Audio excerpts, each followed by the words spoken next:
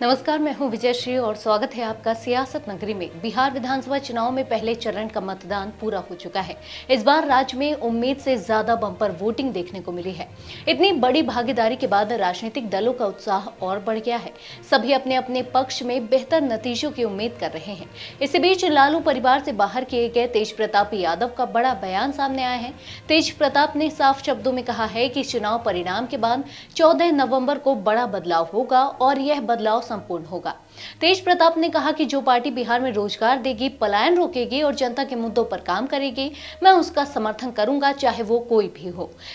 14 को बदलाव होगा, संपूर्ण बदलाव होगा। जो रोजगार देगा, जो पलायन को रोकेगा और जो मुद्दे की बात करेगा, मैं उसके साथ उसका समर्थन देने का काम करूंगा, चाहे कोई भी हो। एनडीए विकास की बात करती है। जो भी हो,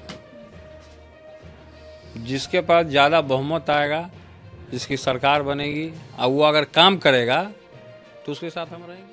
तेज प्रताप से पूछा गया कि अगर एनडीए को बहुमत मिलती है और विकास का काम होता है तो क्या वो एनडीए के साथ भी जा सकते हैं। इस सवाल पर तेज प्रताप ने बिना झिझक कहा हाँ। उन्होंने कहा कि जिसके पास संख्या बल आएगा, जो सरकार बनाएगा और सही तरीके से काम करेगा, हम उसके साथ रहेंगे। हमें इसमें कोई दिक्कत नहीं है।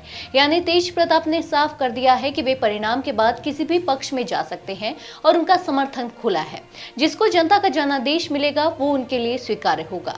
बिहार चुनाव से पहले लालू परिवार में बड़ा विवाद हुआ था। इसी गुटबाजी के चलते लालू यादव ने तेज प्रताप को पार्टी और परिवार से 6 साल के लिए बाहर कर दिया था। इसके बाद तेज प्रताप यादव ने अपनी नई पार्टी बनाई, जनशक्ति जनता दल, और इस पार्टी से उन्होंने कई सीटों पर उम्मीदवार उतारे हैं। इतना ही नहीं, उन्होंने अपने छोटे भाई तेजस्वी यादव के खिलाफ भी प्रत्याशी उतारा है। तेजस्वी और तेज प्रताप की यह राजनीतिक जंग लगातार चर्चा में बनी हुई है। अब सबकी नजर 14 नवंबर पर है। पहली फेज की बम्पर वोटिंग के बाद अब पूरा फोकस नतीजों और तेज प्रताप के आगे के राजनीतिक कदम पर टिक गया है। जनता किसे बहुमत देगी और तेज प्रताप किसके साथ खड़े होंगे, ये अब चुनाव नतीजों के बाद ही साफ होगा। आज के लिए बस इतना ही। अगर आपके इलाके में कोई राजनीतिक लापरवाही, भ्रष्टाचार या जनहित से जुड़ी समस्या है तो आप चुप मत रहिए, अपनी शिकायत हमें भेजिए। सियासत नगरी आपकी आवाज को मंच देगा और जवाबदेही तय करेगा, क्योंकि अब हर सवाल होगा सीधा सत्ता से।